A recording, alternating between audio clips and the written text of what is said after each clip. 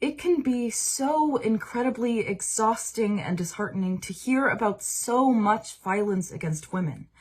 Sometimes it feels like we see a new story every single day of another human getting their life taken from them simply for existing as a woman. But while we're certainly aware of these issues, we don't talk near enough about possible solutions.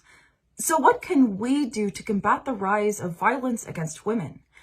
According to the World Health Organization, every 1 in 3 women, or nearly 736 million women worldwide, experienced physical or sexual violence in their lifetime.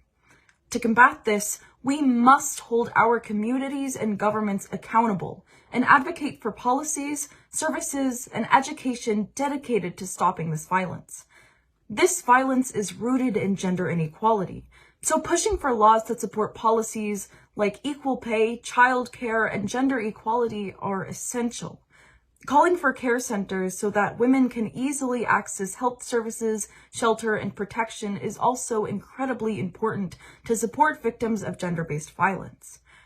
And while measures to protect and obtain justice for these women are incredibly important, the most impactful thing we can do in our everyday lives is to focus on preventative measures.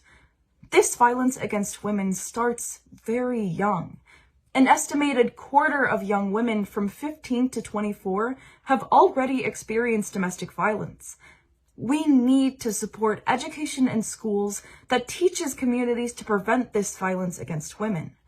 United Nations Women, along with the World Association of Girl Guides and Girl Scouts, created a curriculum for young people aged 5 to 25 called Voices Against Violence for this exact purpose. It highlights many of the root causes of discriminatory violence and teaches them how to reject it.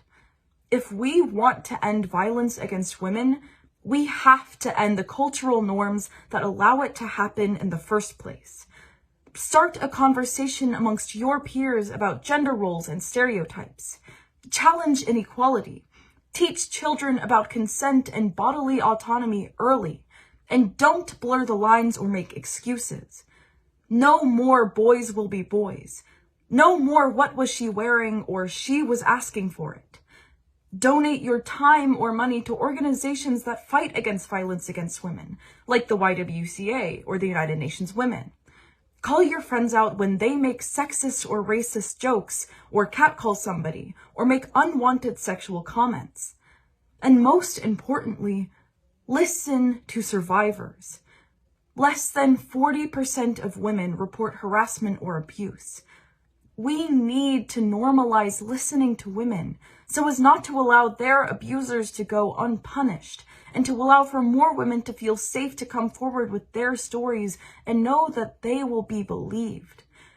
If we want to work to dismantle the norms that allow for this violence to happen, as well as provide support for victims in these gender-based attacks, we can create a world where women can feel safe existing in the spaces that we're meant to be in. Thank you.